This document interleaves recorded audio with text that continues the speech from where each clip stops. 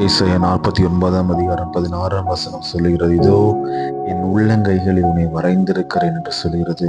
இன்னைக்கு இதை பார்க்குற நீங்கள் உங்கள் வாழ்க்கையில் ஏதேனும் பிரச்சனைகள், கவலைகள், கஷ்டங்கள், துக்கங்கள், பாரங்கள் இருக்குமானால், தீரா வியாதிகள் காணப்போகிறது. எல்லாரும் என்னை கைவிட்டாங்க, எனக்கு இந்த பிரச்சனையில உதவி செய்ய யாருமே இல்லை, மனுஷர்களை தேடி போன அவர்களோ என்னை கைவிட்டு போயிட்டாங்க அப்படின்னு சொல்லி நீங்க பாரத்துல கஷ்டத்துல இருக்கிறீங்கன்னா, ஆண்டவர் இயேசு கிறிஸ்து உங்களோடு இருக்கார். நீங்க கவலைப்படாதீங்க. ஆண்டவர் இயேசு கிறிஸ்து சொல்கிறார், இதோ என் உள்ளங்கைகளில் மறைந்திருக்கிறேன் என்று ஆண்டவர் சொல்கிறார்.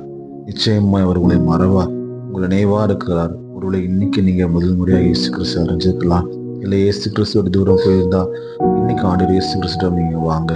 இயேசப்பா, ஆண்டவர் எனக்கு உதவி செய்யுங்கன்னு சொல்லி ஆண்டோட மனம் திரும்பி பாவங்களை அறிக்கையிட்டு ஆண்டவரை எனக்கு உதவி செய்யுங்கன்னு சொல்லி கேட்கும் பொழுது, ஆண்டவர் இயேசுப்பா நிச்சயமா மனுஷர்கள் கைவிட்டாலும், டாக்டர்கள் கைவிட்டாலும் கைவிடாத தெய்வம் ஆண்டவர் இயேசு கிறிஸ்து இருக்கிறார். உங்களுடைய எல்லா மனபாரங்களையும் மனுஷர்கிட்ட சொல்றதை காட்டிலும் ஆண்டவர் இயேசு கிறிஸ்துவிடம் மனம் திறந்து நீங்க பேசுங்க. ஜெபத்துல ஆண்டவரத்துல பேசுங்க. நிச்சயமா ஆண்டவர் இயேசு கிறிஸ்து எல்லா ஜெபம் பதில் கொடுத்து உங்களை ஆசீர்வதிப்பார். ஆமென்.